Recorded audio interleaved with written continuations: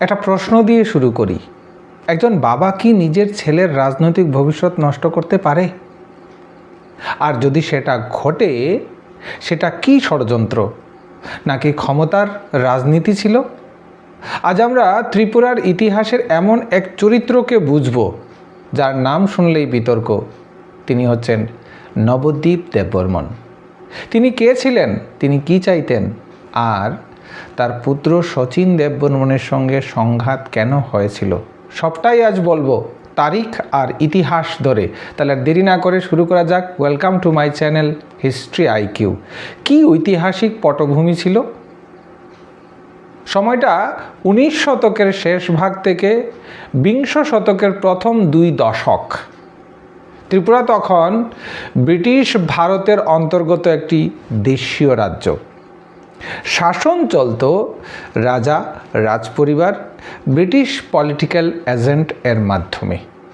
এই সময় ত্রিপুরার শাসক ছিলেন রাধাকিশোর মাণিক্য, যার শাসনকাল ছিল 1896 থেকে 1909, যাকে আধুনিক ত্রিপুরার দ্বিতীয় গুরুত্বপূর্ণ শাসক বলা হয়।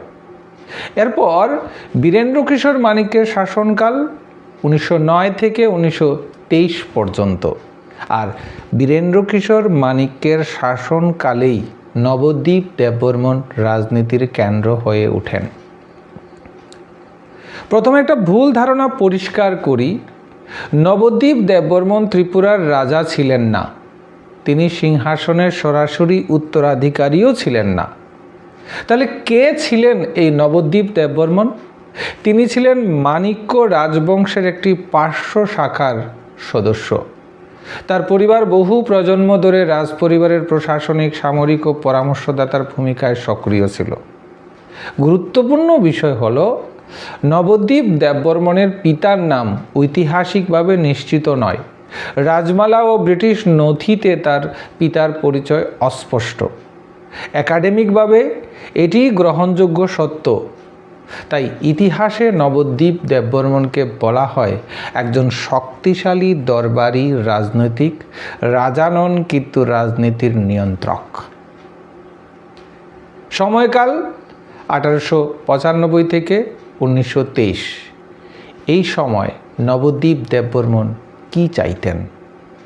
এই সময় নবদ্বীপ দেববর্মনের প্রধান লক্ষ্য ছিল রাজদরবারের নিজের শাখার কর্তৃত্ব বজায় রাখা, ব্রিটিশ শাসনের সঙ্গে সমঝোতা রেখে রাজ্যের স্থিতাবস্থা বজায় রাখা, রাজতন্ত্রের ঐতিহ্যগত ক্ষমতা কাঠামো অক্ষুণ্ণ রাখা, দরবারে যেন কোনো সংস্কারপন্থী শক্তি ক্ষমতার ভারসাম্য নষ্ট না করে।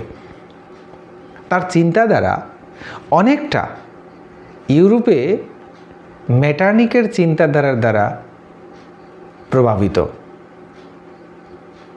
আর এই সময়টা একটা যুগ সন্ধিক্ষণ ছিল ত্রিপুরার ক্ষেত্রে। তাহলে এখানে নবদ্বীপ দেববর্মন ছিলেন নো চেঞ্জার, মানে পরিবর্তন চাননি, তবে তিনি নিয়ন্ত্রণ চাইতেন। আর শচীন দেববর্মনের আবির্ভাব কিভাবে ঘটে? নবদ্বীপ দেববর্মনের পুত্র ছিলেন শচীন দেববর্মন। রাজনীতিতে দৃশ্যমান হন তিনি এই সময়। আনুমানিক 1910 থেকে 1912, ঠিক প্রথম বিশ্বযুদ্ধের পূর্ব মুহূর্তে শচীন দেববর্মনের চিন্তা ছিল একেবারেই আলাদা। শচীন দেববর্মন আধুনিক শিক্ষা, প্রশাসনিক সংস্কার, রাজকীয় ব্যয়ের নিয়ন্ত্রণ, দরবারি রাজনীতির বদলে কার্যকর শাসন চাইতেন। এই চিন্তাধারা অনেকটা ফরাসি বিপ্লবের চিন্তাধারার দ্বারা প্রভাবিত।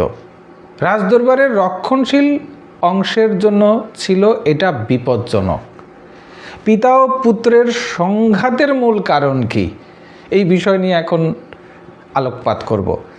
1915 সালের পর থেকে দ্বন্দ্ব প্রকাশ্যে আসে। দ্বন্দ্বের প্রধান কারণ ছিল শচীন দেববর্মনের উত্থান, নবদ্বীপ দেববর্মনের ক্ষমতার উপর সরাসরি চ্যালেঞ্জ, সংস্কার বনাম দরবারি নিয়ন্ত্রণ।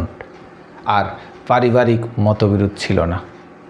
এটা আর পারিবারিক মতবিরোধ ছিল না, এটা হয়ে উঠেছিল রাজনৈতিক সংঘাত। তাহলে তথাকথিত ষড়যন্ত্র কি ঘটেছিল বাস্তবে? 1915 থেকে 1918 দ্বিতীয় বিশ্বযুদ্ধ, তথাকথিত ষড়যন্ত্র কি ঘটেছিল বাস্তবে 1915 থেকে 1918 প্রথম বিশ্বযুদ্ধের আবহে দরবারে শচীন দেববর্মনের বিরুদ্ধে অভিযোগ উঠে তাকে অতিরিক্ত আধুনিক বলা হয় এবং পরে তিনি তা প্রমাণও করেছেন। 1919 থেকে 1921 শচীন দেববর্মনকে গুরুত্বপূর্ণ প্রশাসনিক সিদ্ধান্ত থেকে সরানো শুরু হয়। তিনি নামমাত্র রাজপরিবারের সদস্যে পরিণত হন। 1920 থেকে 22 ব্রিটিশ পলিটিক্যাল এজেন্টের কাছে শচীন দেববর্মনের বিরুদ্ধে বিরূপ রিপোর্ট যায় এবং এই সংক্রান্ত অনেক তথ্য রয়েছে। একাডেমিকভাবে বলা যায় রাজনৈতিক প্রান্তিকীকরণ না, যে প্রমাণিত অপরাধমূলক ষড়যন্ত্র। শচীন দেববর্মনের পরিণতি কী হয়েছিল? 1923 সালে বীরেন্দ্র কিশোর মানিকের মৃত্যু হয়। রাজদরবারের ক্ষমতার সমীকরণ পরিবর্তন হয়ে যায়। শচীন দেববর্মন আর কেন্দ্রীয় ভূমিকায় কখনোই ফিরতে পারেননি। তিনি ধীরে ধীরে রাজনীতির মূল স্রোত থেকে সরে যান। ইতিহাসবিদদের মতে এটি প্রমাণিত ষড়যন্ত্র নয়, এটি ছিল ক্ষমতা ধরে রাখার এক পরিকল্পিত রাজনৈতিক কৌশল। রাজতান্ত্রিক ব্যবস্থায় এমন সংঘাত অস্বাভাবিক নয়। নবদ্বীপ দেববর্মন এখানে খলনায়ক নন, বরং একটি ক্ষমতাকেন্দ্রিক ব্যবস্থার প্রতিনিধি। এই ঘটনা প্রবাহ আমাদের শেখায় রাজপরিবার মানেই ন্যায় বিচার নয়, ক্ষমতার লড়াইয়ের সম্পর্ক ভেঙে যায়। এই ঘটনা প্রবাহ আমাদের শেখায়, কি শেখায়? রাজপরিবার মানেই ন্যায় বিচার নয়, ক্ষমতার লড়াইয়ে সম্পর্ক পর্যন্ত ভেঙে যায়। আধুনিকতা রাজতন্ত্রে সবসময় স্বাগত নয়। নবদ্বীপ দেববর্মন ও শচীন দেববর্মনের সংঘাত ত্রিপুরার ইতিহাসে ক্ষমতা বনাম পরিবর্তনের এক বাস্তব দলিল। একজন ছিলেন নো চেঞ্জার, একজন ছিলেন প্রো চেঞ্জার। একজন ছিলেন গণতান্ত্রিক বাস্তববাদী, আরেকজন ছিলেন পুরাতনপন্থী। এই ইতিহাস যদি আপনাকে ভাবায়, ভিডিওটি শেয়ার করুন এবং মতামত লিখুন।